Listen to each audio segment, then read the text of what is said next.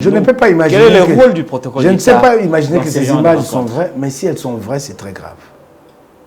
Elles sont vraies, authentiques. C'est le protocole d'État, lui qui détermine la liste des officiels à se tenir en haie pour recevoir un hôte de ce rang.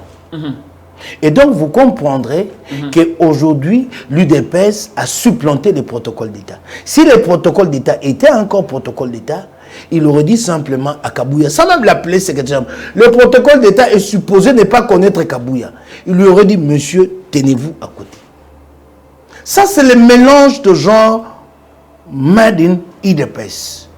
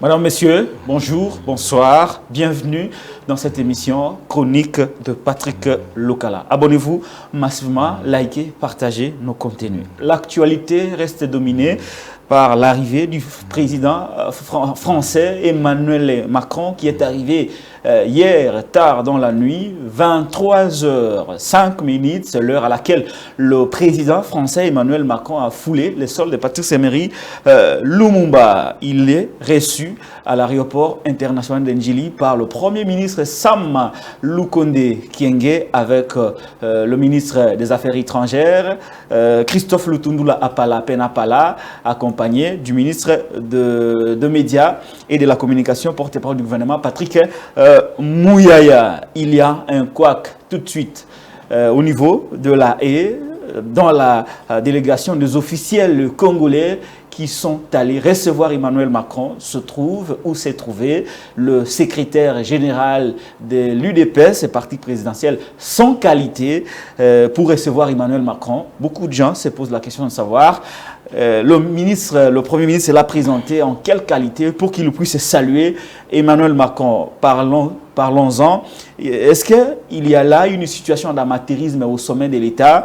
Quel est le travail du protocole d'État par rapport à la liste des personnes qui doivent recevoir les officiels étrangers, la honte du siècle par rapport à cette visite d'Emmanuel Macron? Nous y reviendrons tout au long de cette émission pour parler de cette visite. Il est prévu un tête-à-tête aujourd'hui au Palais de la Nation entre le président congolais Félix Antoine Tshisekedi Tshilombo avec son hôte français, président Emmanuel Macron. Des questions sécuritaires, d'investissement et de diplomatie, des coopérations seront évoquées au cours de ce tête-à-tête très attendu par le Congolais. Nous allons aussi évoquer, anticiper en quelque sorte, suppiter sur ce qui sera dit au cours de cette rencontre, parce que cette émission est réalisée au moment où Emmanuel Macron est en train d'être reçu par Félix Antoine Tshisekedi Tshilombo. D'après certaines analystes, la visite de Macron est un exploit pour les uns, surtout ceux de l'Union sacrée, mais c'est un fiasco pour les autres, les membres de l'opposition politique. Nous y reviendrons à long et à large tout au long de cette émission. Situation politico-sécuritaire dans la ville de Kinshasa, depuis le fait qu'il y a des démolitions ici et là, le cabinet de Ngobila, tout comme son gouvernement, vacille. Il y a de démissions. Le ministre provincial de l'Intérieur et Sécurité a jeté l'éponge. Il s'agit de Didier Tengue Telito, qui a démissionné, aussitôt remplacé par un autre qui est entré, nommé Pajantini Ngobilambaka. Contrat chinois. D'après l'IGF, le contrat du siècle en RDC a été un bradage énorme. Nous y reviendrons pour voir les enjeux de ce contrat. Est-ce qu'il y a là une nécessité de le révisiter ou de l'annuler? Tout cela à savoir tout au long de cette émission. Processus électoral, on ne manquera pas de dire un mot. Certainement que ça sera aussi parmi les sujets qui seront probablement évoqués entre les deux chefs d'État, respectivement congolais et français, qui vont s'entretenir dans les minutes qui suivent. Nous recevons pour vous, dans ces cultes dominicales, l'honorable Mike Mukeba Nkosso, cadre d'ensemble pour la République, député provincial de Kinshasa. Il siège à l'Assemblée provinciale de Kinshasa. Honorable Mike Mukeba Nkosso, bonjour et bienvenue. Bonjour Patrick Lokala, merci. Comment allez-vous? Dieu garde ses enfants, Dieu garde le Congo. Très bien, Dieu garde ses enfants. Nous sommes aujourd'hui le samedi 4 mars 2023. Nous parlons du contrat chinois d'après l'IGF. C'est un contrat qui a fait l'objet d'un bradage énorme. On a bradé les minerais congolais, de la surfacturation, mais aussi des infrastructures non réalisées. Ce contrat a des révélations après une enquête diligentée par l'IGF. Ces révélations ont fait l'objet de beaucoup de polémiques. Les camps de ceux qui étaient au pouvoir hier critiquent le rapport de l'IGF. La Chine, à travers l'ambassade et aussi la SICOMINE, ont pris le contre-pied de ces contrats, de ces révélations, de ce rapport de l'IGF. Mais l'IGF reste sur cette position. Vous êtes analyste politique. Je crois vous avoir posé la question la fois dernière, mais il y a nécessité d'y revenir. Honorable Mike Mukeba Nkosso, pourquoi le rapport de l'IGF fait l'objet d'autant de polémiques de la part de ceux qui, hier, étaient au pouvoir, mais aussi de la part de ces grands actionnaires qu'on appelle le groupe d'entreprises chinoises qui ont apporté du capital frais pour l'évolution de ce contrat chinois? Oui. En fait, Jules Alinghetti et l'IGF n'ont fait que confirmer ce qui était connu depuis des années dans les milieux informés. Vous savez qu'au départ, quand ce projet a été mis en route, il y a eu même des critiques au sein de la famille présidentielle de l'époque.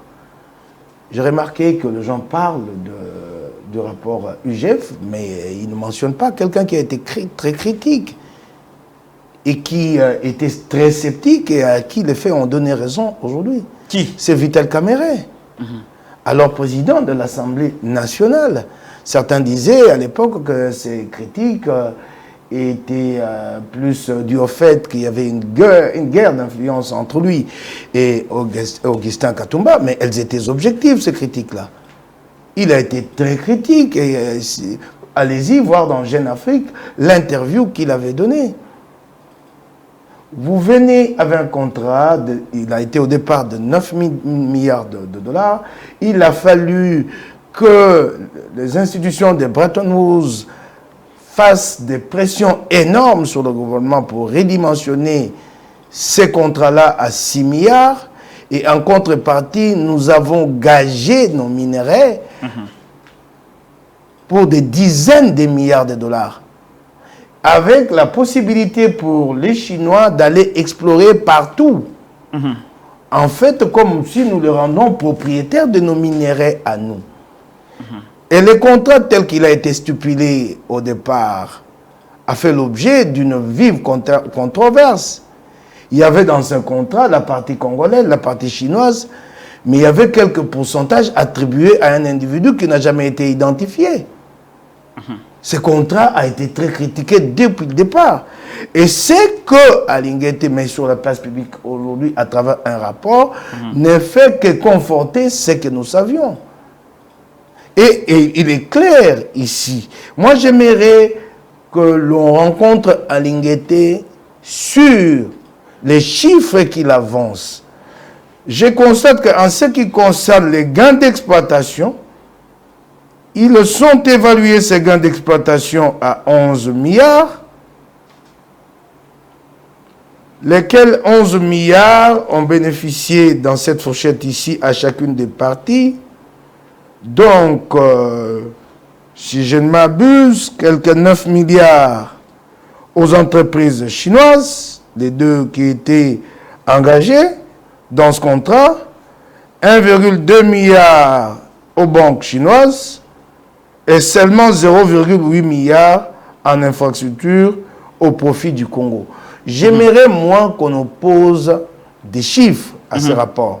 Là où Alinguetti dit qu'il n'y a eu que 0,8 milliard de profit pour le Congo en termes d'investissement dans les infrastructures, qu'on nous bandisse plus d'infrastructures que les 0,8 milliards.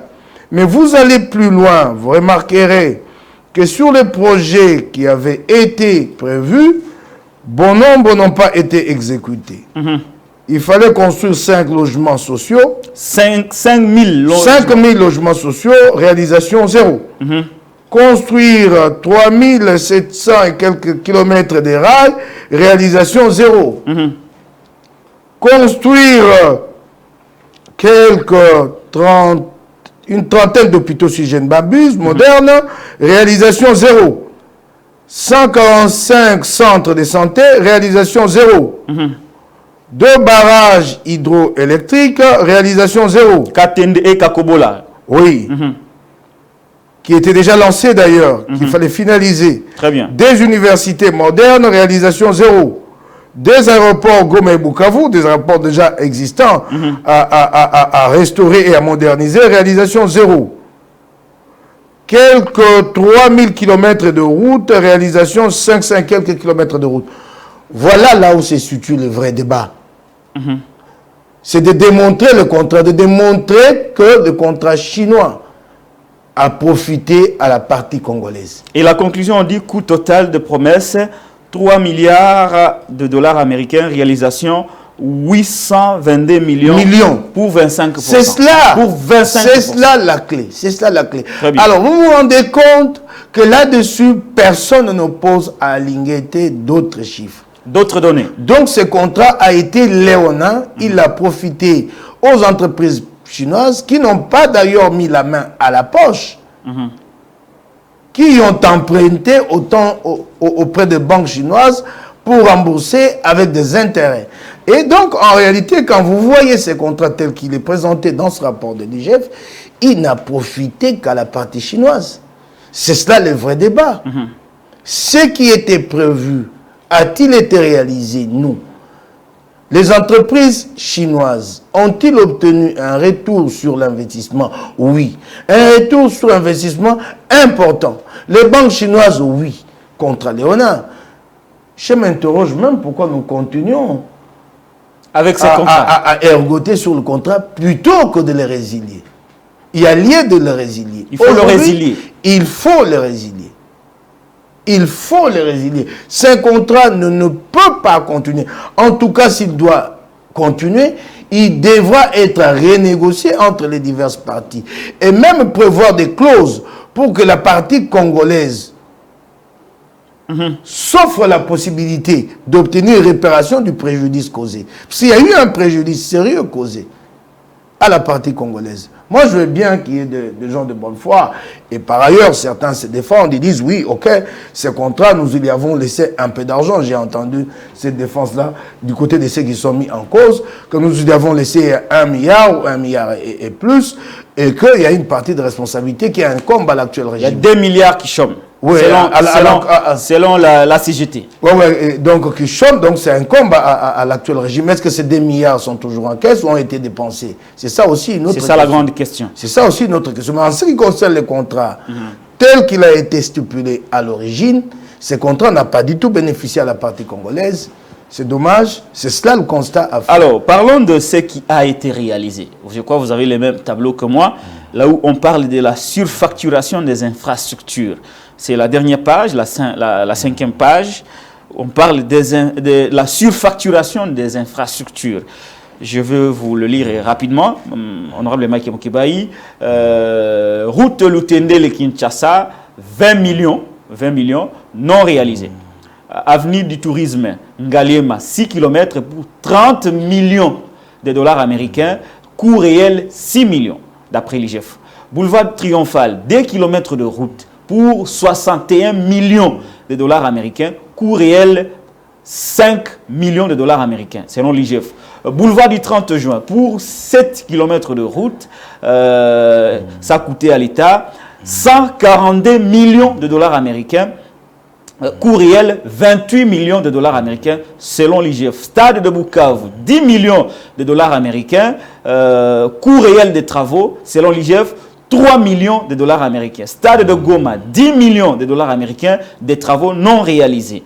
Stade de Lituri, 10 millions de dollars américains, travaux non réalisés. Stade de Kalemi, 10 millions de dollars américains, travaux non réalisés. Stade de Lumumba de Kalemi, 60 millions de dollars américains, coût réel des travaux, 8 millions de dollars américains, selon l'IGF. Route Lubumbashi, Kassamenu, 147 km, calmontage de trous, 170 millions de dollars américains, coût réel 40 millions, selon l'IGF. Hôpital du Cinquantenaire, 114 millions de dollars américains, montant surfacturé, selon l'IGF. Je me rappelle à l'époque, honorable Mike Mokiba, vous étiez sur tous les plateaux de télévision pour dénoncer la surfacturation des travaux. Oui. Évitons de politiser ces débats. Prenons ces débats dans l'intérêt... Les débats du contrat chinois. Du contrat chinois. Prenons-le dans l'intérêt général. Il s'agit de questions d'ordre technique, puisque liées à la construction des infrastructures. C'est vrai que la dimension politique s'en mêle, puisque c'est elle qui a géré à l'époque, ainsi de suite. Mais restons dans les techniques. Ce qu'il y a à demander à ceux qui sont mis en cause, notamment à la partie chinoise, c'est aujourd'hui de nous présenter des chiffres, de dire « Ok, monsieur, vous dites que c'est surfacturé, voilà ce qui a été investi et le résultat est là. » Les coûts standards sont connus de nous tous. Même quand on parle de 5, parce que je remarque qu'il y a, il y a une double surfacturation. Par exemple, quand vous parlez du boulevard Triomphal. Boulevard Triomphal, dont les coûts est estimé à 61 millions et que finalement, ce sont 5 millions qui ont été décaissés. Mais même 5 millions de dollars, c'est trop. Non, on dit ceci. Oui. Les montants qui étaient décaissés étaient de 2 km de route pour 61 millions. C'est ce que j'ai dit. Alors pour l'IGF, ces montants-là auraient dû coûter 5 millions. Ah, aurait dû coûter. Ah, ouais. Alors je me demande, même si on y va dans les détails les plus infinitésimales, est-ce que ça ne peut même pas faire moins de 5 millions? C'est la question que je me pose. Exactement. Parce que je regarde la largeur, je regarde la longueur de cette route-là. C'est 2 kilomètres de 4 bandes x 2. Il n'y a pas eu des aménagements. En termes, par exemple, de construction, de caniveaux, de routes piétonnes. Il n'y a eu que la chaussée qui a été construite. Et je me pose d'ailleurs la question sur cette façon de construire avec les Chinois. Vous construisez. Quand on parle de construire une route, c'est de traiter l'emprise dans son ensemble. L'emprise comprend la route, donc la chaussée, la route piétonne, le trottoir et le caniveau. C'est cela une route. Une route, ce n'est pas que vous jetez du macadam et puis bon, le véhicule va passer. Mais après, les zones ne sont pas évacuées, cette route-là ne durera pas longtemps. Donc la question est avant tout technique, c'est d'opposer au rapport de l'IGF des contre-chiffres. Des contre-chiffres et rien d'autre.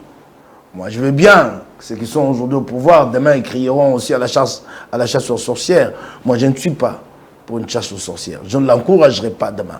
Parce que c'est ce qui serait plus important et fondamental pour moi, une fois que nous serons en responsabilité, c'est d'être avant tout rigoureux avec nous-mêmes. Et transparent.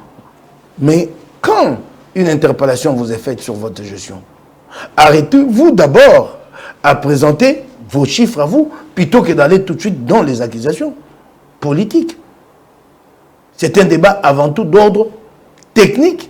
J'ai remarqué que celui qui était en charge, ou qui est encore en charge, qui était en charge, Moïse Kanga, lui-même n'a pas pu présenter de contre-arguments, il a rejeté la responsabilité sur la CGT. Mais la CGT, à son tour, dit qu'au niveau du comité, du conseil d'administration, Moïse Kanga, avec sa structure, prenait part, et c'est là où se prenaient les décisions sur le chiffre le montant qui devrait être alloué pour la construction des travaux. Alors, c'est là que ça devient très compliqué pour lui-même, puisque lui s'en remet à la GT, et quand la GT va... À la CGT, pardon, et quand la CGT le met en cause, qu'est-ce qu'il dit en ce moment-là? Il dira qu'il s'agit de la CGT du temps de Félix Tshisekedi, et c'est pourquoi elle est partisane et qu'elle l'accuse. C'est cela le grand problème. Je crois que chacun aurait dû assumer sa responsabilité et présenter des chiffres. Surtout la partie chinoise, je crois qu'elle est très très mal placée. Elle est très mal placée, je crois que ce rapport va porter un coup sur son image à travers le monde. Parce qu'on a présenté les Chinois comme les plus sérieux, les moins impérialistes, qui viennent avec des projets win-win. Et voilà le win-win chinois à quoi il nous a menés. Et donc la grande leçon à tirer du rapport de l'IGF, de Jules Alingueté, c'est que la responsabilité nous incombe à nous. Il n'y a pas de partenaires beaucoup plus justes, beaucoup plus sérieux que d'autres. Les Occidentaux se présentent à une table de négociation avec vous, c'est à vous de défendre les intérêts des Congolais. Je sais qu'à l'époque, les Occidentaux avaient été présentés comme le plus rapace, le plus prédateur, et que les Chinois, en ce moment-là, passaient pour ceux-là avec qui nous pouvons avoir des contrats gagnant-gagnant. Ça a été conclu, voilà le résultat des courses. Pire que ce qui a été fait par le passé avec les Occidentaux. Ceux qui sont au pouvoir aujourd'hui, qui mettent ces rapports en avant, qui accusent les autres, est-ce qu'ils font mieux? Non. Eux ont tourné le dos aux Chinois, ils sont allés vers les Turcs, avec lesquels ils ont passé un marché de gré à gré à 300 millions de dollars pour la construction des immeubles, les centres financiers place palais de la justice. Ouais. Donc en fait, vous comprenez que le vrai prédateur de l'économie congolaise, le vrai fossoyeur de l'économie congolaise, ce sont les dirigeants. Quand ils se présentent devant des bailleurs, ils ne pensent pas aux intérêts du Congo. Ce sont les intérêts à eux qui sont mis en avant. Voilà ce que ça donne. Ça, c'est la grande leçon à tirer du rapport de l'IGF d'Alingueté. Pas seulement pour le Congo, mais pour d'autres nations africaines. Que la responsabilité incombe à nos dirigeants. À nos dirigeants. Vous savez, il y a une phrase qui me plaît beaucoup, que j'entends souvent, et j'ai entendu les gens la remettre au goût du jour à la veille de l'arrivée de Macron, que vous savez, la France ne vient que pour vos intérêts, ici que pour ses intérêts. Vous voulez que la France vienne pour les intérêts de qui? Vraiment. Elle vient pour vos intérêts. On va en parler. Mettez-vous en face d'elle pour vos intérêts également. On va en parler, honorable Mike Moukébaï Nkosso. Maintenant, dernière question sur le contrat chinois. Honorable Mike Moukébaï, vous avez entendu de la surfacturation de chiffres par rapport à la construction de certaines infrastructures. L'argent est parti. Hein. Une route qui aurait dû coûter 5 millions à l'État congolais, on a sorti 61 millions. Tout calcul fait, l'État a perdu à peu près 54 millions de dollars américains. C'est la même chose aussi pour d'autres travaux réalisés à l'époque. Cet argent est considéré comme perdu pour toujours. Et pour toujours. Qui va le récupérer? Et auprès de qui? Les fonds qui ont été détournés récemment sur place ici, ont-ils été détournés? Le rapport IGF sur la communière, une affaire de bradage des actifs d'une entreprise d'État, y a-t-il eu la moindre conséquence tirée? Moi, je ne dis pas, je n'encourage pas à ce que ceux qui ont participé à cette entreprise criminelle des 6 communes, je n'encourage pas qu'ils restent impunis. Mais alors, si vous voulez les punir, allez-y jusqu'au bout. Pas 2 poids 2 mesures. Et je crois que c'est même là le mérite d'Alingueté, parce qu'il a été accusé d'être partial et de n'enquêter que sur le passé. Sur le régime Kabila, il a enquêté sur le régime de Félix Tshisekedi. Et si Tshisekedi, dans l'entretemps, en bottant en touche, il a préféré fermer les yeux et ne pas tirer les conséquences. C'est cela la triste réalité. C'est autant sur l'affaire 100 jours. Tous les détournements qui ont été dénoncés, sur lesquels l'IGF a enquêté, ont-ils prêté à des conséquences? Si, dans une certaine mesure, certains ont comparu, ont été entendus. Mais est-ce que l'État est rentré dans ce droit? Et d'ailleurs, pour beaucoup qui ont été condamnés, aujourd'hui, ils ont recouvré la liberté, ils sont en liberté. Ils disent clairement que voilà, c'est toute la difficulté c'est toute la difficulté d'un fonctionnaire de l'État qui ne peut agir que dans les limites des attributions. Lui, il fait son boulot. Qui lui sont déterminées. C'est cela. C'est cela. C'est cela, les droits, non seulement dans les limites, mais vous ne pouvez pas les prendre pour un omniprésent qui va aller enquêter partout à la fois, parce qu'il y a d'autres instances de contrôle qui, celles-là, sont inopérantes aujourd'hui. Ceux qui avaient prévu ces instances de contrôle se disaient que pour assurer ce contrôle, il fallait mettre en place toutes ces instances-là. Donc vous ne comprenez pas ceux qui demandent à Linguet d'être partout, d'enquêter partout et de... Mais si nous pouvions tenir autant de rigueur à l'Assemblée nationale, qui a plus de pouvoir qu'à Lingueté. L'Assemblée nationale, c'est l'instance par excellence de contrôle. Là, vous le savez très bien qu'il y a eu un deal qui a été effacé entre Félix Tshisekedi et les députés nationaux. Prends 21 000 $ et tais-toi, monsieur. Vous le savez. La Cour de compte aussi, qui est supérieure à l'IGF. Inopérante. Vous avez la direction de reddition des comptes au ministère des Finances, qui celle-là a compétence pour auditer les assemblées provinciales et les gouvernements provinciaux. Toutes ces instances-là sont inopérantes, toutes. Au niveau des provinces, il y a les pendants de l'IGF que nous appelons l'inspection des services. Avez-vous déjà entendu une de ces inspections de services quelque part faire un travail? Non, ça devient très compliqué. C'est cela tous les problèmes. Plutôt que de lui reconnaître le mérite dans un contexte, à mon point de vue, entre guillemets, hostile à lui, mais il arrive à mener des enquêtes et jusqu'au bout. Hostile d'un côté comme de l'autre. Hostile vis-à-vis des détracteurs du régime qui estiment qu'il ne travaille pas assez, qu'il ne va pas là où des questions sensibles liées à la gestion des deniers publics logent. Et de l'autre côté, au sein du système, il est combattu. Le système est un système de prédation. Ce système-là n'acceptera pas un homme comme Malingeti. C'est cela même son drame, d'être tiraillé, ainsi écartelé. Il est dans un dilemme. Alors, chaque fois qu'il pose un acte, il faut en apprécier la portée. C'est très compliqué. Moi, je ne vais pas commencer à dévoiler ici combien de fois il a été l'objet d'attaques quand il s'est agi de mener une telle ou telle autre enquête. C'est un homme écartelé et ce qu'il fait pour un fonctionnaire de l'État, c'est énorme. C'est cela. Très bien, un dossier clôturé. Vous savez, un fonctionnaire de l'État, c'est plus ou moins un soldat en service commandé. Ce n'est pas celui-là qui aura autant de marge de manœuvre qu'un député. Très bien. L'Assemblée nationale. Très bien. Pour que le contrôle soit totalement efficace et produise ses fruits, il faudrait que toutes les structures ou les institutions de contrôle fassent leur travail, mais aussi la justice. La justice. Et d'ailleurs, pour comprendre les mérites d'Alingueté, il est là depuis. Il n'a pas 5 ans. Il est là depuis, non, je dis depuis quelques années ici. Vous avez vu le travail qu'il a abattu. Mais il y a eu un autre qui a été nommé à l'agent de lutte contre la corruption. Il ne s'est pas passé un mois qu'il a été surpris en flagrant délit en train de faire chanter un banquier. Un banquier.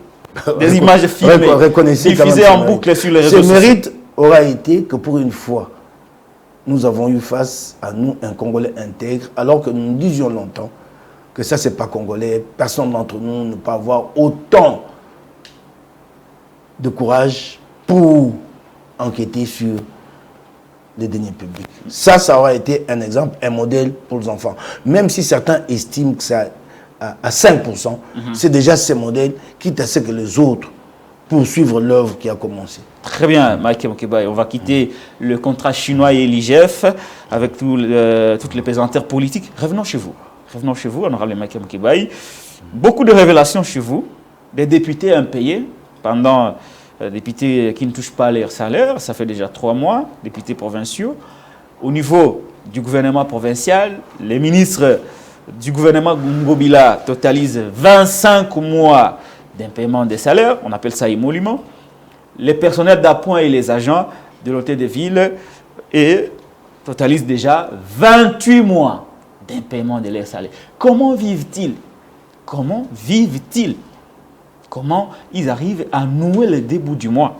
Honorable Mike Mokebaï, il y a eu quelques démissions, je crois, avant celle de Didier Teng Telito. Il y a aussi quelques ministres qui ont démissionné avant lui. Il y en a 2. Mais au moins, lui a démissionné pour des raisons personnelles. Mais des sources au niveau du gouvernement provincial évoque cette situation d'impaiement, mais aussi le manque de concertation, d'échange autour de programmes du gouvernement provincial dirigé par Jean-Tini Ngobila. Vous allez loin, vous parlez même du manque de concertation. Ce gouvernement-là, celui de Jean-Tini Ngobila, ne se réunit jamais en conseil des ministres. C'est ça d'abord la particularité du gouvernement provincial de Kinshasa. Jamais en conseil des ministres, sinon un conseil des ministres tous les 6 mois. Pour vous demander la raison, je crois que c'est en fait pour cacher ces inaptitudes côté intellectuel ou ces insuffisances que le conseil n'est pas réuni. C'est ce qui est dit par certains ministres. Celui qui est censé mener le débat, il préfère éviter. Je ne dis pas qu'il n'est pas à la hauteur, moi je ne l'ai pas cité. C'est très grave. Quand vous entendez les commentaires des ministres provinciaux sur le chef du gouvernement en privé, ça vous donne envie de pleurer. C'est regrettable. Ça, je vous l'ai dit, ça vous donne envie de pleurer. C'est cela la triste réalité. En fait, la ville de Kinshasa est en faillite. Il n'y a que Félix Tshisekedi qui ne le sait pas. Tout autant qu'il ne sait pas que toutes les provinces sont en faillite. Les provinces sont dirigées par des gouverneurs intérimaires, des assemblées provinciales sont fermées, ici et là, au Maniema. Ils ne s'en préoccupent pas. Félix Tshisekedi a pensé qu'il pouvait relancer le Congo juste en comptant sur les efforts au niveau du gouvernement central. Non. Les gouvernements provinciaux sont des acteurs majeurs pour le développement du Congo. Et donc, il les a abandonnés comme ça. Elles sont utilisées, les provinces, depuis souvent, pour des intérêts des individus. Ici, là-bas, c'est Kabouya qui donne des instructions, Augustin. Et peut-être là-bas, Peter Kazadi, c'est comme ça. Là-bas, ils se sont un peu partagés le butin du Congo. Voilà, quoi, c'est ça la triste réalité. Mais quant à la ville de Kinshasa, 25 mois de ministres qui ne sont pas payés. Quand les ministres n'ont pas reçu leur salaire depuis 25 mois, quel reste-t-il de leur dignité de ministre? En fait, quand ils viennent au bureau, c'est pour essayer de voir comment survivre. Ils ne travaillent plus pour l'État, ils ne travaillent plus pour la ville de Kinshasa. Les membres des cabinets, autant, 25 mois. Les agents 28 mois. Les agents dans l'administration de la ville de Kinshasa sont à 28 mois, même plus pour certains. Moi, député provincial de Bambou, je suis à 3 mois. Vous n'êtes pas payé, ça fait 3 mois. Ça fait 3 mois que je ne suis pas payé. La dernière fois que les homoluments... Mais mon cher ami, mais je me pose moi-même la question. Comme dirait les Kinois... Vous avez une femme? Oui, une femme et des enfants. Des enfants. Je scolarise, oui. Mais comment vous vivez? Et aujourd'hui, la seule activité rémunératrice que j'exerce, c'est celle des députés. Et donc, c'est dur pour moi. OK. Tu te rends compte un peu. Pourquoi vous n'êtes pas payé? Nous ne sommes pas payés. Oui, voilà, la dernière fois que les émoluments sont passés, c'est en janvier, c'était en fait de la paye de décembre. J'ai envoyé mon collaborateur le lendemain. Il lui a été dit qu'il n'y avait plus d'argent. Que seulement 16 députés provinciaux avaient été payés, que ça ne suffisait pas. 16 députés 16. Vous êtes à combien? 48. Mais 16 seulement ont été payés. 16 ont été payés pour décembre. Pour le reste, pourquoi on ne vous paye pas? Il faut poser la question à Godin Poyi qui vous dit que tout marche dans la ville de Kinshasa. Posez-lui la question. Quand 3 mois durant, nous ne sommes pas payés, posez la question à Godin Poyi. La ville de Kinshasa a un contrat de location avec des particuliers ici sur l'avenue des Provinces et sur l'avenue de Tombaba, où elle a logé 1, 2, 3 ministères. Vous savez combien d'arrêts de loyer elle a accumulé là-bas, la ville de Kinshasa? Ngobila ne paie pas les loyers là où, plus de 300 000, là où sont logés quelques plus de ministères. 300 000 $ pour chacune de 2 adresses. Et les particuliers s'en sont plaints, ont demandé à la ville de partir, quitte à ce qu'ils trouvent un autre locataire, la ville pourra régulariser plus tard. Non. Déposez votre téléphone et je peux vous aider. Non, Ngobila ne veut pas partir de là. Ces ministres sont là. La ville est en faillite, complètement en faillite. Ngobila est incapable de maximiser la mobilisation des recettes, incapable d'accompagner la DGRK qui fournit déjà assez d'efforts avec son DG Francis Koulouta, et les quelques fonds, les quelques recettes encaissées sont dilapidées. Je vous donne un exemple. En 2021, en 2021, il était attendu des recettes en ce qui concerne les taxes, les 3 taxes de stationnement, des recettes de l'ordre de 20 milliards de francs congolais, soit plus ou moins 10 millions de $. La reddition des comptes de Jean-Tini Ngobila lui-même indique qu'à la fin de l'année, il n'y a eu que 150 000 $ qui ont été collectés. Vous imaginez? C'était un fiasco. Vous êtes, je ne sais pas, à 1,5% des collectes de la taxe. Et ce qui est même terrible, sur les 3 taxes, il y en a une qui devait être collectée à quelques 4 milliards. C'est la taxe, on dit, aménagement, parking privé sur domaine public, comme la taxe sur l'avenue du commerce. La déventure de quoi? L'emprise publique devant le magasin. Là. En ce qui concerne cette taxe, par exemple, prévision de recettes, elle s'est située autour de 4 milliards de francs congolais. Et vous savez combien le ministère provincial des Transports a encaissé à la fin de l'exercice? Combien? 0,0 francs congolais. Oh non. Donc pour vous dire qu'en 2021, pas un seul véhicule n'a stationné sur l'avenue du commerce. C'est cela la triste réalité. Si ce que vous dites que la ville est ingouvernable et il y a rien ne marche, pourquoi Ngobila et Godempo restent en place? Ils restent en place par la force de la dynamique Ngobila. La majorité qui fait la loi à l'Assemblée provinciale de Kinshasa, la majorité aussi est impayée. Ne s'appelle pas Union. Et aussi ont des retards de salaire. La majorité dynamique qui était à l'Assemblée provinciale de Kinshasa. Quand vous parlez de retard, vous parlez de quel retard? Vous avez 3 mois, vous n'êtes pas payé. Est-ce que c'est aussi de la dynamique? Les députés de la dynamique sont aussi impayés? Oui, ils sont payés, mais sauf qu'il existe une sorte de compensation. Ce n'est pas quoi le moment que je mette tout ça sur la place publique. Ils ne sont pas payés, mais il y a une compensation. Il existe. C'est-à-dire? J'en parlerai dans le détail. J'ai vu que vous avez tweeté dans ce sens. Oui, moi j'ai eu des sources là-bas. Ben oui, voilà. Je viendrai donner tous ces détails aux Kinois. C'est mon devoir de lui. Je le ferai le moment venu. Ce n'est pas aujourd'hui. Donc la gestion de la ville de Kinshasa ressemble aussi à celle du Congo dans son ensemble. Est-ce qu'il existe une gestion? Parce que Ngobila a dit, Ngobila a dit qu'il va servir Félix Tshisekedi comme un fils sert son père. Est-ce que la gestion de la ville de Kinshasa est semblable à celle de la RDC? Est-ce qu'il existe une gestion dans la ville de Kinshasa? Le budget qui est adopté chaque exercice à l'Assemblée provinciale de Kinshasa n'a rien à voir avec les dépenses que Ngobila effectue tout au long de l'exercice. Rien à voir. Si bien qu'à la fin, quand il faille maintenant examiner sa reddition de comptes, il trouve toujours une astuce pour esquiver, pour contourner la Cour des comptes. Il n'envoie jamais, comme le dit la loi, sa reddition de comptes là-bas. Et il sait qu'elle va débarquer à l'Assemblée provinciale, où elle va passer comme une lettre à la poste. Elle n'aura même pas été examinée. Même si elle était examinée, qui va tirer les conséquences? Parce que le vrai patron de la majorité dans la ville de Kinshasa s'appelle Jean-Tini Ngobila. Le vrai président de l'Assemblée provinciale de Kinshasa s'appelle Jean-Tini Ngobila. Jean-Tini Ngobila est à la fois... C'est lui le vrai président. Et aussi président de l'APK. Mais c'est lui. Et rien ne s'est fait sans qu'il ne soit consulté. Oh, oui. Le professeur Godempo, il est consulté. Non, je vous l'ai déjà dit, et je le répète, c'est lui le vrai patron de cette institution. C'est lui. Ben, beaucoup d'entre nous te le diront, mais pas devant micro. Tout bas, posez-leur la question, ils savent. Très bien. Merci beaucoup, honorable Mike Mukeba Nkosso. Processus électoral. Denis Kadima, des kits électoraux se sont retrouvés entre les mains des particuliers. Avec, pour être très détaillé, des machines d'enrôlement, des fiches d'enrôlement, des cartes vierges se sont retrouvées entre les mains de particuliers. Kadima, après avoir appris la nouvelle, a rassuré que ces fiches, ces cartes, ces machines ne serviront à rien. C'est en dehors du serveur de la centrale électorale. Oui, c'est en dehors. C'est en dehors du serveur. Ouais. Mais peut-il nous expliquer comment ces machines ont quitté les voies officielles pour se retrouver entre des mains incontrôlées et incontrôlables? Il peut nous expliquer ça?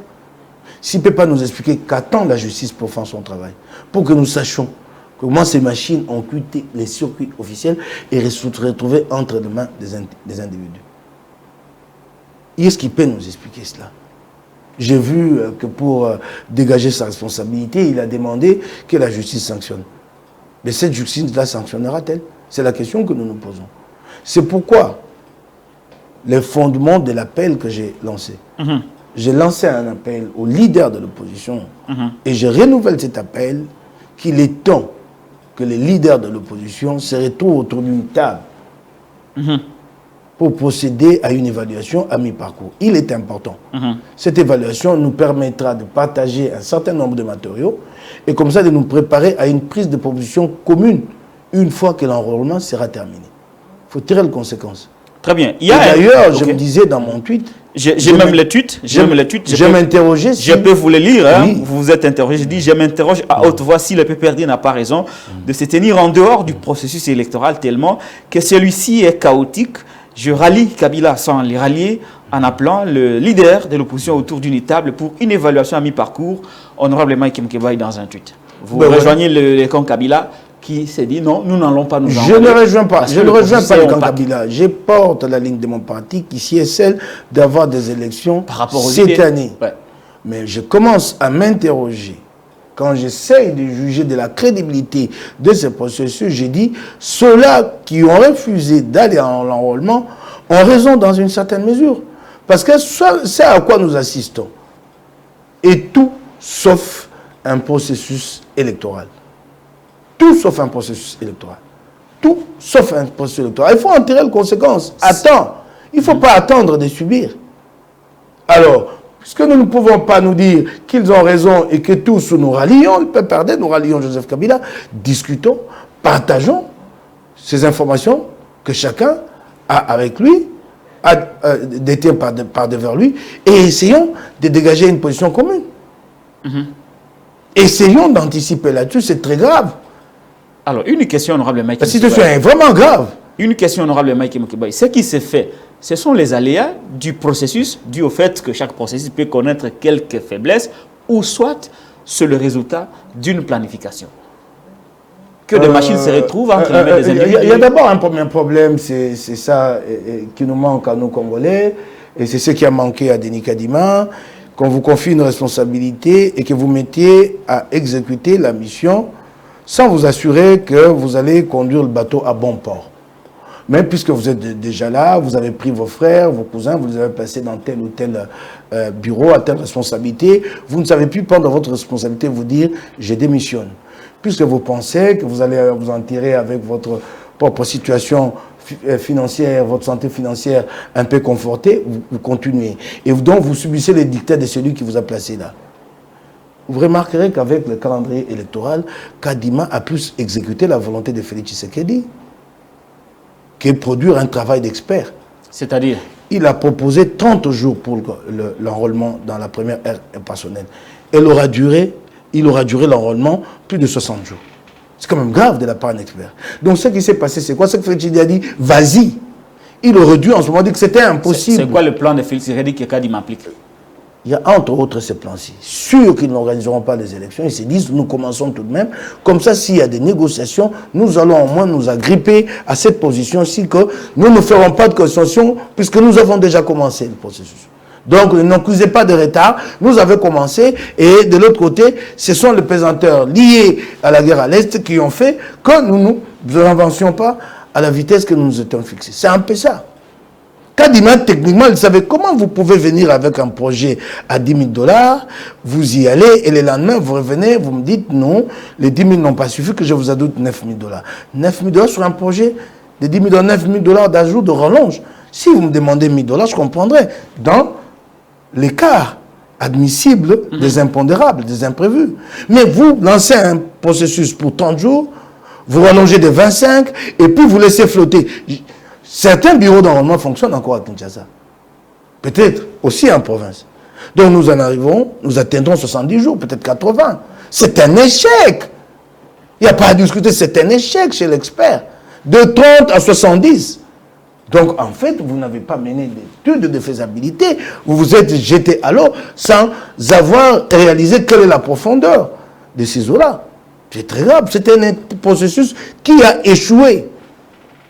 Échoué, aussitôt né, échoué. Il a échoué. Si on est clair, on peut comprendre que Denis Kadima travaille pour le glissement. Mais je ne sais pas s'il travaille réellement pour le glissement. Hein. Le pauvre, il est venu là un peu en retard. Mais comme c'est un bon Congolais, il a un poste, il est... Un volontaire encouragé. Oui, il est là. Ben, c'est un kamikaze comme tous les autres qui l'ont précédé à ces postes-là. Ben, il y a des prestiges. Kadima n'était pas connu. Autant aujourd'hui il est connu, il est là. Il est confort qu'il est là, c'est pour ça qu'il est là. Mais en tant qu'expert lui-même, il croit. S'il était sérieux en tant qu'expert, tu sais, chez nous, le Congolais, le problème, c'est quoi? Quand tu es placé à un tel poste, c'est toute la famille maintenant qui cristallise des espoirs autour de toi. Ce qu'on démissionne, c'est pas Bomayo, hein. C'est cela les problèmes dans notre pays. Il ne peut pas, sinon je crois qu'il est démissionnaire. Il sait que la situation est très compliquée. Est-ce qu'en tant qu'expert, il est convaincu qu'il mène bien les processus? Est-ce qu'il est convaincu qu'il nous donne des bonnes élections et à date? Je ne pense pas. Mais il y a des cousins, des no-côtes que tu as placés. Et bien alors, tout ce cran-là, ça devient de pesanteur. La pression du pouvoir aussi. La pression du pouvoir, avec qui il est déjà en deal. C'est cela tout le problème. Mais s'il y croit en tant qu'expert. Parce que nous l'avons dit que le calendrier n'était pas réaliste depuis le départ. Et lui, Kadima, en nous produisant ce calendrier, ne le savait-il pas? Moi, je peux exceller dans l'autre domaine, mais je me suis assis et j'ai lu le calendrier, je me suis rendu compte, de manière empirique, que ce calendrier n'était pas réaliste. Très bien. La preuve ne nous est-elle pas donnée là, que nous en sommes à 70 jours à Kinshasa? Très bien. Arrivée du président Emmanuel Macron à Kinshasa depuis hier samedi autour de 23h05. C'est l'heure à laquelle Emmanuel Macron a foulé le sol de Patrice Emery Lumumba. Il est reçu, ou il était reçu à la haie, c'est-à-dire au pied de l'avion, par le Premier ministre Jean-Michel Sama Lukonde, suivi du ministre des Affaires étrangères, Christophe Lutundula Palapé-Napala, du ministre de la Communication et des Médias, porte-parole du gouvernement Patrick Mouyaya, mais aussi le CG de l'IDPS, parti présidentiel Augustin Kabouya. Alors, honorable Mike Moukeba, je prends d'emblée votre réaction d'hier. Vous faites beaucoup de tweets actuellement. Vous vous adaptez avec les réseaux sociaux. Fiasco diplomatique. Emmanuel Macron arrive à Kinshasa ce vendredi 3 mars 2023 à 23h pour partir dimanche 5 mars à 0h50. Donc, reçu en catimini pour éviter la foule. Moralité, Félix Tshisekedi ne contrôle pas l'opinion à Kinshasa.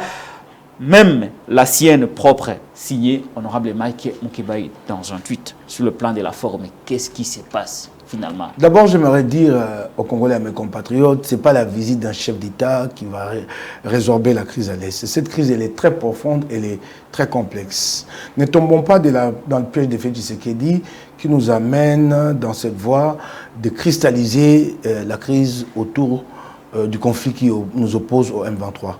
Une année auparavant, les troupes du M23 n'étaient pas présentes sur le sol congolais. Ce n'est pas pour autant que nos compatriotes ne mourraient pas à l'Est. Donc la question est beaucoup plus complexe et beaucoup plus profonde. Je considère même que le conflit avec le M23 est un conflit entre guillemets civilisé. Parce qu'il s'agit d'un groupe identifié et avec lequel le gouvernement de Félix Tshisekedi a négocié par le passé et qui est d'ailleurs reçu. En tout cas, ces délégués sont reçus par des chefs d'État. Donc, vous pouvez vous asseoir à une table de négociation et trouver un compromis. Le conflit le plus perfide, c'est le conflit face aux ADF. Il est beaucoup plus complexe, celui-là. Et chaque jour qui passe, des Congolais sont tués en Ituri. Non seulement du fait des ADF, mais aussi de nos propres compatriotes, notamment le groupe armé Codeco. Si l'insécurité à l'Est n'était née qu'à la présence du M23, comment parler de la présence de troupes burundaises dans le sud Kivu, qui sont là pour combattre les rebelles burundais? Il y a un autre élément, qui est un élément pris pour prétexte, d'après nous Congolais, du côté rwandais. C'est la présence des FDLR. Comment sommes-nous arrivés en tant qu'État à nous accommoder avec la présence d'un groupe rebelle étranger chez nous depuis des décennies? Ce n'est pas un souci pour nous d'anéantir ce groupe ou en tout cas de le pousser à aller vers une solution négociée avec le gouvernement de Kigali. Au point que même dans une conférence de presse à l'international, les chefs d'État banalisent la présence de ce groupe. Ils disent qu'ils sont devenus des coupeurs de chemin. Donc il est fier d'héberger chez lui des coupeurs de route. Et il est dit. Les routes qu'on coupe, ce sont ses routes à lui. Il connaît quand même que ces gens existent. Mais il coupe des routes chez lui. Et quand ils sont des coupeurs de route, alors comment vivent les Congolais qui sont dans cette partie, puisqu'il y a des coupeurs de route tout le temps? Mais plus grave encore, ils ne s'arrêtent pas à les présenter comme des simples coupeurs de route et qui ne sont plus une menace, qui sont devenus une force résiduelle. Plus loin, il dit que ce sont eux qui ont tué l'ambassadeur italien. Ah, s'ils ont tué l'ambassadeur italien, c'est que ces gens-là sont organisés. C'est très grave. Ils sont capables d'avoir l'info, de planifier et d'exécuter. Donc de tuer un haut diplomate occidental. Alors, revenons sur l'arrivée de Macron. Pourquoi vous parlez de... Je reste d'abord sur votre tweet. Pourquoi vous parlez de fiasco, de heures? Oui. D'accord. Je m'étais lancé sur ce que nous pouvons, les Congolais peuvent attendre de cette visite. Mais alors, d'abord, cette visite, mais ce n'est pas normal qu'un chef d'État d'une puissance arrive chez nous la nuit et quitte le Congo la nuit. Qu'est-ce qui change? C'est comme au cas où il était arrivé le jour. C'est pas comme si. Ouais. Donc Macron est venu au Congo sur la pointe des pieds, en catimini. C'est cela. Il y a eu tellement de protestations que finalement, les services d'ici et de là-bas se sont mis d'accord que nous ne prenons pas les risques qui viennent là, le jour et qui cherchent à prendre un bain de foule. Il a pris un bain de foule au Gabon, j'ai bien vu. Ils ont eu peur de quoi? Mais de la rue. Parce qu'en fait, qu'est-ce qui se passe? Les mauvaises politiques de Félix Tshisekedi, en ce qui concerne la situation à l'Est, ont amené les Congolais qui ne sont pas capables de s'en prendre à lui pour lui régler des comptes à lui directement, ont amené ces Congolais de trouver des exutoires. Entre autres exutoires, c'est la MONUSCO. Aujourd'hui, l'exutoire, c'est la France. Ce sont des exutoires. Ce n'est pas la MONUSCO qui va rétablir à elle seule la paix à l'Est. C'est cela. Donc, les Congolais, ils disent, oui, nous sommes tués. Alors, c'est qui est le responsable? Les mouvements citoyens qui ont manifesté hier ou avant-hier devant l'ambassade de France. Ils savent qu'ils ne peuvent pas manifester à Kinshasa contre Félix Tshisekedi. Ils savent que ce sera réprimé durement. Alors, ils vont vers la France. C'est l'exutoire, c'est là qu'ils se défoulent. Et puis, ça participe à un mouvement généralisé en Afrique. Il y a un certain mouvement anti-français qui ne s'explique pas, à mon point de vue. Parce que les Français, les Africains ont tendance à croire que le prédateur, c'est celui qui arrive. Ils oublient leur propre responsabilité. Mais ces prédateurs-là arrivent chez vous en complicité avec ceux qui sont en responsabilité, ceux qui vous gèrent. Demandez à Paul Biya, depuis qu'il est là, combien il en a amassé lui-même. Non, les Camerounais ne lui poseront pas cette question, ils vont s'en prendre à la France. Ah, c'est la France, et c'est la France, et c'est la France, et c'est la France. Nous avons un problème au Congo. Et c'est ce problème qui explique l'instabilité. Partout, pas seulement à l'Est. La faillite de l'État. L'État a failli à l'Est. Tout comme à Kwamutu. C'est la même cause, la faillite de l'État. Alors comment voulez-vous que vos voisins n'en profitent pas? Quand vous êtes incapable de défendre vos frontières sont les plus poreuses et deviennent même source d'insécurité pour vos voisins. Vous ne vous interrogez pas sur ces questions. Posez à Félix Tshisekedi la question. En 5 ans, qu'est-ce qu'il a fait concrètement dans les processus de rétablissement de l'État dans ses ressorts régaliens? Qu'est-ce qu'il a fait? Quel est le moindre bâtiment qu'il a construit à Kinshasa ou ailleurs pour héberger la police? Les moindres bâtiments. Même une cabane. Ce qui se passe à Kinshasa ici, c'est encore les M23. Les Koulouna. J'ai vu des images atroces. Des mains découpées. Des gens émasculés. Ici, dans la ville de Kinshasa. On se vante de quelques chiffres après des rafles opérées dans une commune ou dans une autre. C'est la faillite de l'État. Interrogeons-nous sur notre responsabilité. Je reste avec vous sur la réaction de nos compatriotes contre la France et Emmanuel Macron. Certains sont allés jusqu'à manifester devant l'ambassade de la France en RDC. Ils disent que Emmanuel Macron, ce Kagame, la France, c'est le Rwanda. Moi, je vais vous dire une chose. Ouais. Dans tout ça, n'ont-ils pas raison?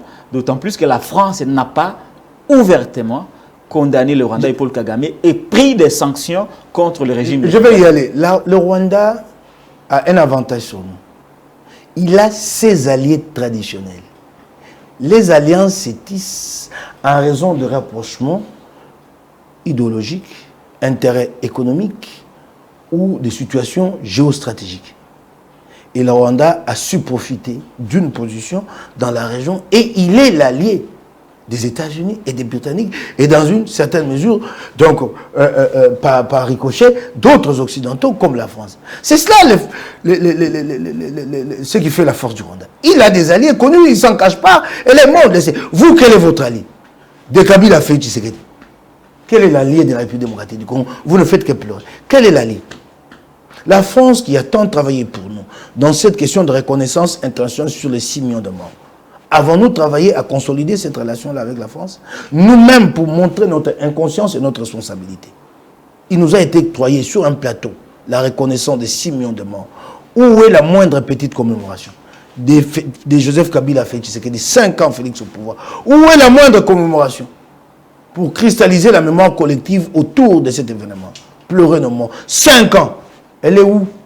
Donc ça signifie que nos dirigeants, à nous-mêmes, sont inconscients. Ils ne comprennent pas c'est quoi un peuple. Pourquoi vous êtes là à charger le monde tout le temps? Kabila n'a jamais travaillé à consolider un axe quelconque. Nous croyons à un moment donné que c'est peut-être qu'avec la Chine qu'il va aller vers un partenariat stratégique sur le plan sécuritaire. L'Érythrée a connu des attaques, il y a quelques mois ici, des rebelles chez lui, chez elle. Des rebelles qui étaient dans la capitale. Si l'Érythrée a réussi à les repousser, c'est grâce à un allié à lui, la Turquie. L'Érythrée a bénéficié des drones turcs, de l'assistance technique turque, à repousser les rebelles. Quel est notre allié à nous? Quel est l'allié de Félix Tshisekedi? Vous condamnez le Rwanda d'avoir des alliés. Et vous croyez que ces alliés-là, il suffit que vous veniez pleurer comme des enfants pour qu'ils tournent le dos à leurs alliés et qu'ils viennent vers vous? Ou il faut savoir placer aussi sa carte? Placer sa carte. Ceux qui condamnent la France d'avoir poussé l'Union européenne à décaisser 20 millions de dollars pour financer sur le plan sécuritaire le Rwanda, mais ne comprennent pas les enjeux mondiaux. Ces 20 millions, c'est pour renforcer le Rwanda, surtout en ce qui concerne les opérations de maintien de paix auxquelles ils participent. Nous participons à quelle opération de maintien de paix? Nous sommes allés à une seule opération de maintien ici, en République centrafricaine. Nos militaires se sont comportés tels qu'ils se sont comportés, ils sont revenus. Nous leur avons même volé leur argent. Nous ne les avons pas payés à ces jours. Le gouvernement sous Kabila a volé l'argent à ses enfants, policiers et militaires. Vous êtes quel pays? Vous détournez même l'aide au développement. L'aide au développement, vous détournez. Il y a une structure qui existe ici à la présidence, là, qui travaille en relation avec l'Organisation internationale des migrations. Elle reçoit des fonds. Moi, j'ai élevé la voix criée ici sur la disparition d'un enfant de 2 ans. Volé, même pas disparu. Cet enfant a été volé.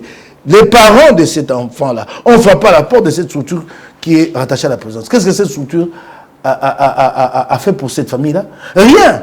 Vous détournez même l'aide au développement. Même l'aide au développement, vous détournez. Une question, honorable Mike Moukeba. Nous restons sur cette question de la France, Afrique-France, RDC. Un tête-à-tête prévu entre le président Macron et le président Félix Antoine Tshisekedi Tshilombo ce samedi 4 mars 2023 au Palais de la Nation. Les 2 chefs d'État évoqueront les questions sécuritaires, d'investissement et de coopération. Ce qui nous intéresse, nous, c'est la question sécuritaire.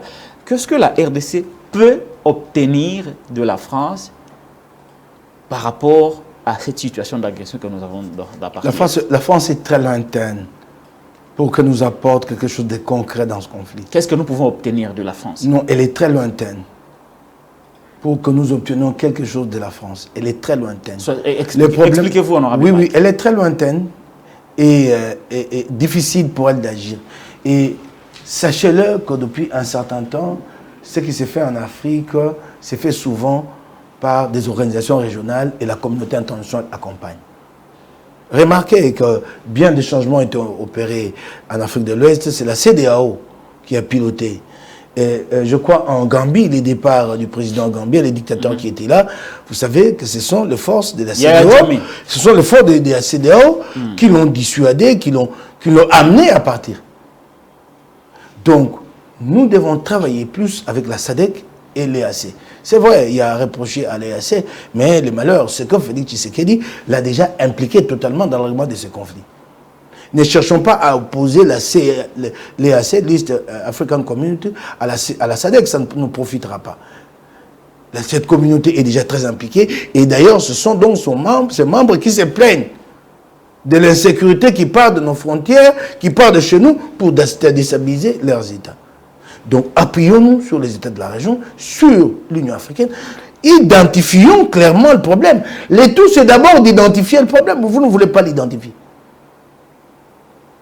Regardez d'abord l'approche naïve, je dirais même irresponsable de ce gouvernement qui a tenté de faire passer, de coller le vocable terroriste au M23 et n'a pas réussi. Ils ont été reçus en Angola, donc ils ne sont pas des terroristes. Oui, donc ils s'asseyent et dans leur stratégie, ils disent eh ben, c'est des terroristes, nous on a quand même la capacité de communication d'imposer ça à travers le monde finira par les prendre pour des terroristes. C'est ça le problème. Et en ce moment-là, ça vous met en difficulté de négocier des mains avec eux. Vous vous mettez vous-même, vous prenez vous-même au piège de votre extrémisme d'avoir traité cela des terroristes. Identifions les problèmes. C'est lesquels? Quel est le problème face au M23 et l'FDLR? Jusqu'à quand nous allons le garder chez nous? Garder, j'ai dit de garder, c'est pas nous qui le gardons. Mais jusqu'à quand nous allons continuer à accepter qu'ils restent là? En tout cas, à nous en accommoder de leur présence. Vous dites que c'est un prétexte rwandais. Mais évidemment, c'est que prétexte. Qu'est-ce que nous apporte le FDLR? Qu'est-ce que nous apporte? C'est important. Je crois que ce serait une force redoutable que nous utiliserons comme des supplétifs pour changer le rapport de force face au Rwanda. Je comprendrais, mais ils sont incapables de tirer la moindre balle sur le sol rwandais. Incapables parce qu'ils savent que la riposte rwandaise sera sanglante. Que le nom de droit de poursuite de Rwanda va le poursuivre jusque sur le sol congolais. Nous le savons. Alors, mais ils restent là, ils exploitent nos mines, ils se renforcent, ils deviennent nuisibles et nocifs pour nos propres compatriotes. Vous avez des groupes armés qui sont en train de se consolider, de devenir chaque jour forts. Vous avez à Salamabila là-bas, pour investir un administrateur des territoires nommé par le chef de l'État, il a fallu que le ministre provincial de l'Intérieur de la province du Maniema fasse des voyages avec l'administrateur nommé pour le présenter au chef Maïmaï qui contrôle Salamabila. Là où il y a une exploitation, une grande exploitation d'or. Donc demain, ces types-là qui exploitent de l'or à Sarisma en complicité avec certaines autorités de l'UDPS, c'est connu. Et c'est pourquoi on maintient les gouverneurs intérimaires en place. Sinon, s'il y a des élections, il partira, qui vont perdre alors le contrôle de Salamabila. Alors, ce type qui contrôle à sa guise cette exploitation, qui s'enrichit chaque jour, demain, il va devenir beaucoup plus redoutable face à la République. Les premiers qui ne voudront jamais que la guerre se termine à l'Est, vous savez c'est qui? C'est qui? Mais les chefs, les groupes armés. C'est le fonds de commerce. Alors, ils s'enrichissent. Nous sommes pris à un piège. Il faut identifier les problèmes. Honorable, revenons sur la France-Afrique. La France a perdu du terrain au niveau de l'Afrique de l'Ouest, maintenant embrassée par le Congo de Félix Tshisekedi. Je voudrais que nous comprenions les choses. Qu'est-ce que le Congo peut obtenir concrètement de ce nouveau rapprochement? Il est vrai que nous sommes en relation avec la France, mais la France arrive au Congo, le président Macron arrive au Congo dans un contexte bien particulier, marqué par son éloignement avec les pays de l'Afrique de l'Ouest. Oui. Qu'est-ce que nous avons à gagner de cette visite de la France? De toutes les façons, la coopération a toujours existé entre nous et la France, elle est ce qu'elle est. Il faut peut-être la réchauffer, son président arrive à aller au Congo. Aller plus loin. Maintenant, bon, je suis sûr que Macron en partira très frustré. Donc, il n'aura pas été le grand président de la France qui est reçu en République démocratique du Congo. C'est un personnage qui arrive à incognito. Sauf que les médias le montrent et parlent de lui. C'est tout. Donc, c'est un peu ça. Mais vous savez, on ne peut pas espérer grand chose sur le plan économique et le reste.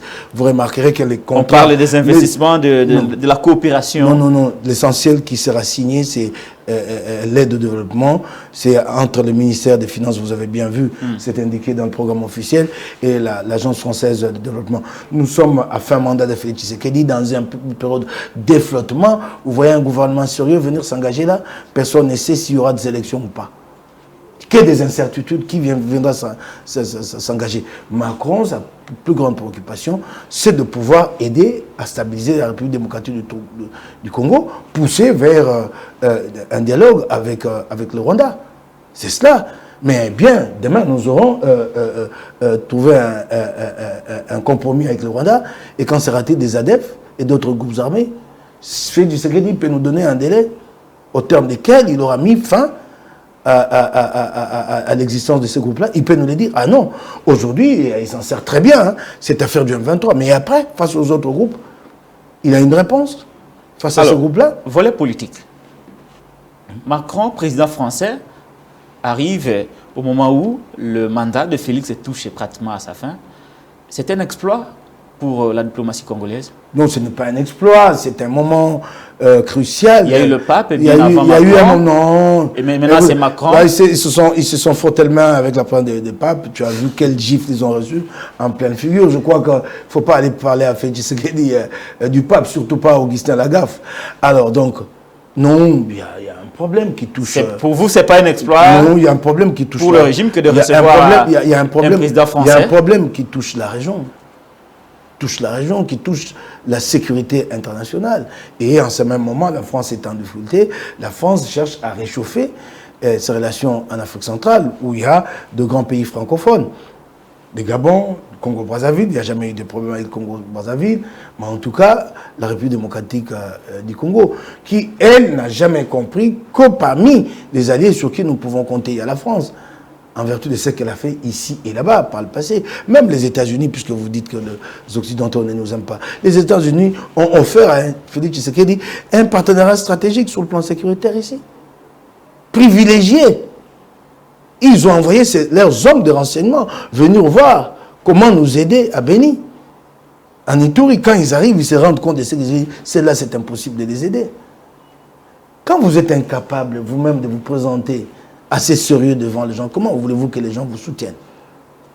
Quand les soldes militaires sont détournés, l'armée n'est pas organisée, vous dites que le régime de notification vous a empêché longtemps d'équiper l'armée. C'est aussi le régime de notification qui a empêché que vous donniez aux militaires la ration alimentaire appropriée. Est-ce qu'un militaire va au front avec de grosses marmites pour aller chercher du bois en bourse et préparer, faire le feu préparer là-bas, ou il y va avec sa ration en boîte? Vous avez déjà vu un militaire au fond avec la ration en boîte, le militaire congolais? Il va préparer les riz lui-même, les haricots va lui prendre 2 heures du temps pour l'emba. Hein? Et le temps que lui fait le feu pour préparer l'ennemi le soupon. C'est aussi le régime qui nous a empêché d'acheter. Les militaires vont au fond avec Béza Sodo. Et il a de quoi se nourrir, non? Là-dedans. C'est cela le militaire. Et il a ses haricots, oui, ses haricots en boîte, ses biscuits en boîte, ainsi de suite. Et ça aussi, c'est la notification qui nous a empêchés. Ça aussi, pour acheter la ration des militaires, celle qui est appropriée au fond. Nous étions petits ici, moi j'ai grandi à Lingwala, je vis encore à Lingwala aujourd'hui. Nous allions chez nos camarades, nos amis de classe au Kankourou, nous en répartons, nous en sortions avec des rations de militaires. Avec des biscuits de très haute qualité. De boîte. Comment voulez-vous que les militaires gagnent quand ils doivent d'abord se préoccuper du manger. Au fond? Ça, c'est aussi le régime de notification? Dites-moi. Alors, très bien. On a fini, mais sur le plan de la forme, d'Éric Loukeba, cette vidéo en illustration d'Augustin Kabouya, qui lui aussi, quand même, Kabouya est allé saluer Emmanuel Macron. La toile s'est emballée lorsque Kabouya s'était retrouvé hier dans la haie des officiels congolais qui ont reçu Emmanuel Macron à l'aéroport international d'Ndjili. Certains disent qu'il n'a pas qualité d'être là aux côtés des officiels. Sam le présente en tant que qui, je ne sais pas. Voilà Kabouya, secrétaire général du parti présidentiel, serrant la main d'Emmanuel Macron. Honorable Mike Moukeba Inkosu, où en sommes-nous? Je ne peux pas imaginer. Quel est le rôle du protocole d'État? Je ne sais pas imaginer que ces images sont vraies, mais si elles sont vraies, c'est très grave. Elles sont vraies, authentiques. C'est le protocole d'État, lui qui détermine la liste des officiels à se tenir en haie pour recevoir un hôte de ce rang. Et donc, vous comprendrez qu'aujourd'hui, l'UDPS a supplanté les protocoles d'État. Si les protocoles d'État étaient encore protocole d'État, il aurait dit simplement à Kabouya, sans même l'appeler secrétaire. Le protocole d'État est supposé ne pas connaître Kabouya. Il lui aurait dit, monsieur, tenez-vous à côté. Ça, c'est le mélange de genre made in UDPS. Aucune compréhension, aucun sens de l'État. L'État se confond à la personne privée UDPS. Ils ont tellement souffert sous les arbres qu'ils pensent que c'est eux l'État. C'est un mélange de gens qui a fait comme Denis Nyakero s'est retrouvé au Conseil supérieur militaire pour la remise des diplômes aux officiers, même des officiers généraux. Ce mélange de gens qui a fait que bien avant Denis Nyakero, Guy Luando s'est présenté un jour devant des officiers, toute une promotion pour dire que c'est lui le parrain de la promotion du Conseil supérieur militaire. Parrain, un individu. Il va parrainer des officiers. Donc ces officiers-là feront allégeance à Guy Luando, pas à l'État congolais, pas à la République. C'est ce mélange de gens. Alors sur les choses les plus simples comme celle-ci, ce régime ne sait pas le comprendre.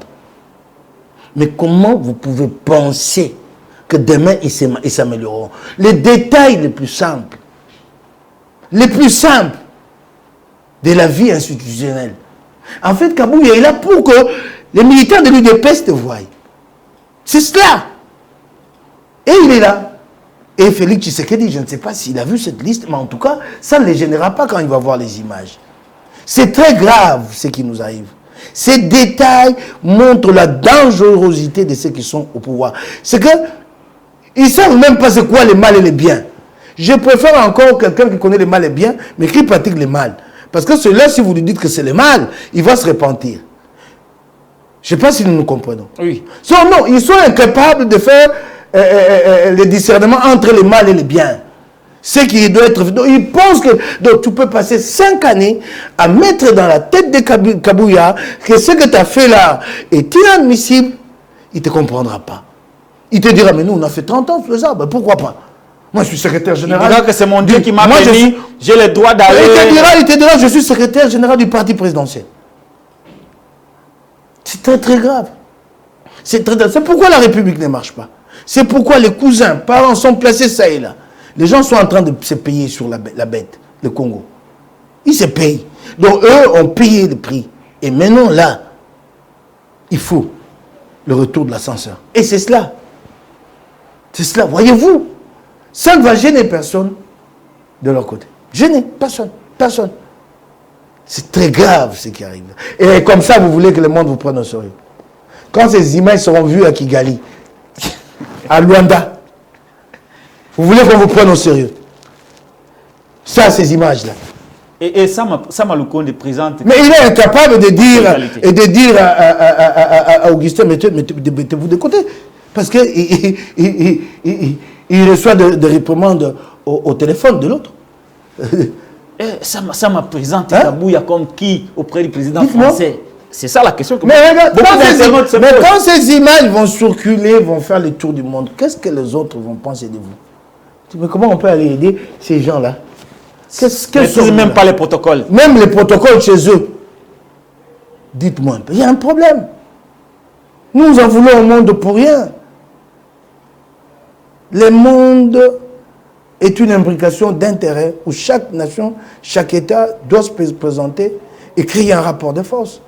Je ne voudrais pas confondre le monde à un monde animal. Nous souffrons d'avoir avec des petits détails, nous avons la raison. Tout ça. Mais il faut au départ que nous nous construisions en tant qu'État pour que le monde nous prenne au sérieux. Il faut au départ que nous sachions faire la part des choses entre nos intérêts et l'intérêt général. Macron vient à Kinshasa pour les intérêts français. J'applaudis à deux mains. Il doit venir pour l'intérêt français. Demandez à Félix Tshisekedi de le rencontrer aussi pour les intérêts congolais. Point barre. En est-il capable? C'est ça la grande question. C'est ça. Pourquoi vous voulez qu'il vienne pour vos intérêts? Non, il ne viendra jamais pour vos intérêts. Et après, il y a tout le reste, la coopération, le développement qui accompagne pour se montrer solidaire, à la cause des autres. Mais en réalité, il vient pour les intérêts français. Toi, Félix Tshisekedi, dresse-toi devant lui pour les intérêts congolais. Et vous allez trouver un compromis. C'est cela. Nous devons nous aussi nous dire pour les intérêts congolais. Voilà. Nous devons nous aussi nous dire, bon, l'autre lithium, en tout cas, nous n'allons pas le vendre tant que vous n'acceptez pas de le transformer sur place. Si, il a déjà été vendu, on en parle. Il a été déjà bradé. Déjà bradé. Souvent, tu sais vous voulez quoi. L'État n'a plus rien qu'on part dans ce qui concerne le lithium. Alors, ceux qui ont acheté là, ces mines de lithium vont l'exporter tel quel. Pourtant, nous pouvions garder ces lithium-là. Réserve mondiale. Non, le garder entre les mains de l'État, donc de la société communière, et exiger de ceux qui vont entrer en association avec la communion, de l'exploiter sur place. Très bien, arrangez votre micro. Nous sommes pratiquement à la fin de cette émission. Non, il faut bien les tourner. Voilà. Alors, nous sommes pratiquement à la fin de cette émission. Nous allons donner les derniers Je vous donne un exemple. Ouais. Le lithium, nous l'avons vendu. Là, aux Australiens... On a tout vendu. Il n'y a plus rien. Ils vont exporter en l'état brut. Si nous l'avons gardé, nous pouvons construire des associations avec des bailleurs en leur imposant de l'exploiter ici. Quand vous l'exploitez sur place, ça crée une plus-value. Ça crée de l'emploi. Ça crée de l'emploi. Il y a de la mais vous voulez quoi alors? Mais on a tout vendu. Vous avez tout bradé. L'État n'a sous plus Félix Tshisekedi. L'État n'a plus rien. Alors vous voulez quoi? Ah, c'est cela. Donc, comme le prochain président français viendra, oh, nous ne l'aimons pas ici, nous ne l'aimons pas ici. Pendant que sous Félix Tshisekedi, le lithium a été bradé. Merci beaucoup, honorable. Dernier mot aux Congolais et aux dirigeants congolais. Non, je demande aux Congolais de garder espoir. Malgré tout ce qui s'est passé. De garder espoir. C'est la foi qui a construit les grandes nations. Nous bâtirons une grande nation. Comme c'est dit dans notre hymne national, nous les bâtirons. C'est vrai que le Congo est passé de mains inexpertes depuis des décennies, mais les Congolais capables de réfléchir et de transformer ce pays. Moïse Katumbi a salué l'arrivée d'Emmanuel Macron. Oui, il a salué. Tout comme moi, j'ai salué l'arrivée de Macron. J'ai dit que si c'était moi qui devais le recevoir, je le ferais à bras ouverts. C'est un partenaire à l'international, un partenaire important. C'est une puissance, la France. Je nous ai posé des questions ici. Quel est notre allié dans le monde? Avons-nous travaillé à consolider une alliance, ici ou là-bas? Lambert Mende Omalanga s'est opposé. Non, laisse-moi celui-là. Laisse-moi ce vestige. Je viens parler du Congo. Laisse-moi un président d'un parti politique. Laisse-moi ces vestiges-là. Il est le chef d'un regroupement politique. Laisse-moi cette antiquité-là. Ça, c'est des objets à les retrouver chez ces antiquaires. Acceptez quand même la s'il te plaît, quand nous parlons Congo, parlons Congo. Ne m'amène pas chez les antiquaires pour aller chercher des vieux objets rangés pour la curiosité des touristes. Non, laissez-moi ça. Le Congo a besoin de gens sérieux. Ok? Je vais vous dire une chose. Il y a des gens que je ne suis pas, dont j'apprends les idées, la pensée que par vous, comme vous me le dites là. C'est de les suivre, ça ne m'aide pas à avancer un peu plus. Pas du tout. J'ai des gens, c'est-à-dire pour moi, je ne sais pas à quel mot, je cherche l'expression, je ne trouve pas. Donc c'est que, comme s'il y avait déjà une sorte de vacuité chez ces gens-là, qu'il n'y avait plus rien de tiré chez ces gens-là. Bon, si Félix s'appuie, c'est faute de personnel lui-même, du côté UDPS. Faute de personnel. Faute de personnel. Très bien, merci, honorable. Vous nous voyez un jour au pouvoir et nous prenons un vestige, faire recours à Mende. Un vestige de cet âge-là et nous lui confions des responsabilités. Le pouvoir a beaucoup de réalité. Attendez. Citez-moi chez eux, celui-là que vous connaissez, qui atteint même à une échelle de 2 sur 10 la verve de Mende. Il n'y a personne. Il l'envie. Ils n'ont personne qui peut parler comme Mende. Alors, qu'importe la substance de ce qui sort de sa bouche, ils sont épatés par son verbe.